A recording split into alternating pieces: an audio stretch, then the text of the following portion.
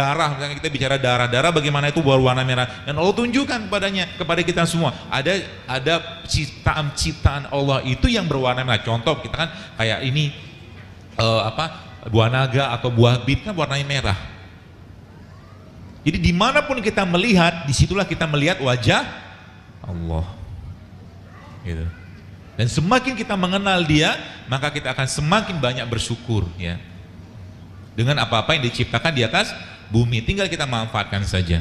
Seledri misalkan kayak begini, salah satu sayuran yang paling baik yang saya sangat sarankan untuk darah tinggi, termasuk bagi orang-orang yang juga kena seperti tiroid gitu kan. Seledri merupakan salah satu yang bisa kita pakai untuk mendetoks badannya, karena ini merupakan salah satu sayuran yang sangat tinggi antioksidannya dan bisa memperbaiki badan kita, detox.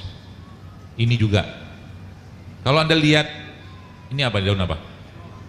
Kelor.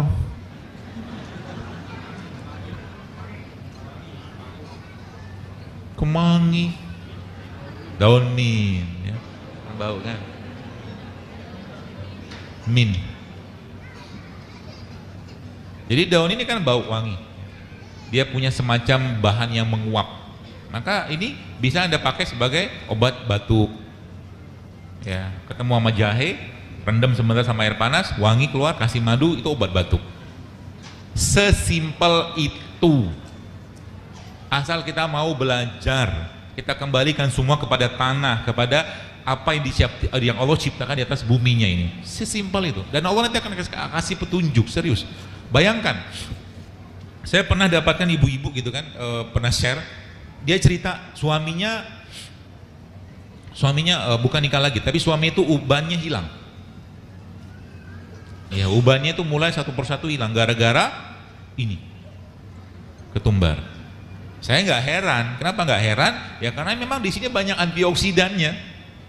Atau juga kemarin pernah saya posting itu juga di Instagram juga, itu ada ibu-ibu cerita suaminya tuh kepalanya rambutnya rontok gitu kan, kayak botak gitu lah.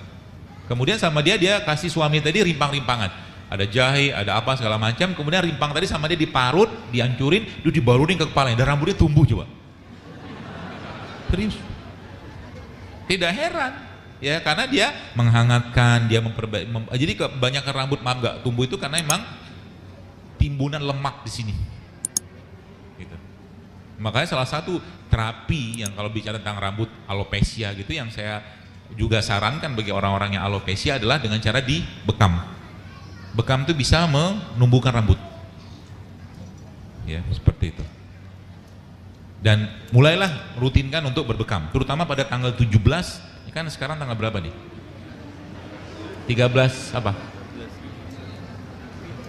Iya, 13 Hijriah, bulan apa lupa sih. Rabiul Awal. Puasa nih kalau yang puasa hari ini. Iya. Azan zuhur jam 11 lebih 16 insyaallah pas.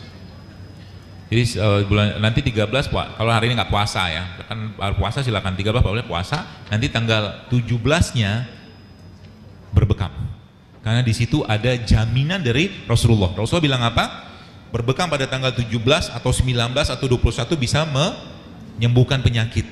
Kalau ada janji Allah atau janji Rasulullah, maka ambil janji itu, minta janji itu.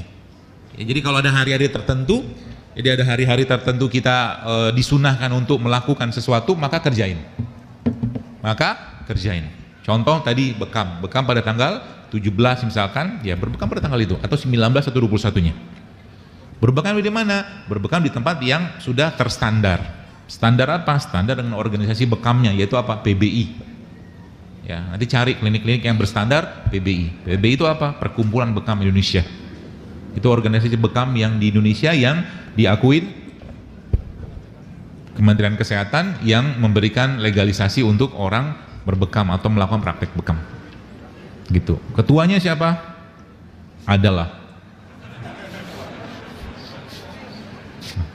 ketuanya lagi jalan-jalan.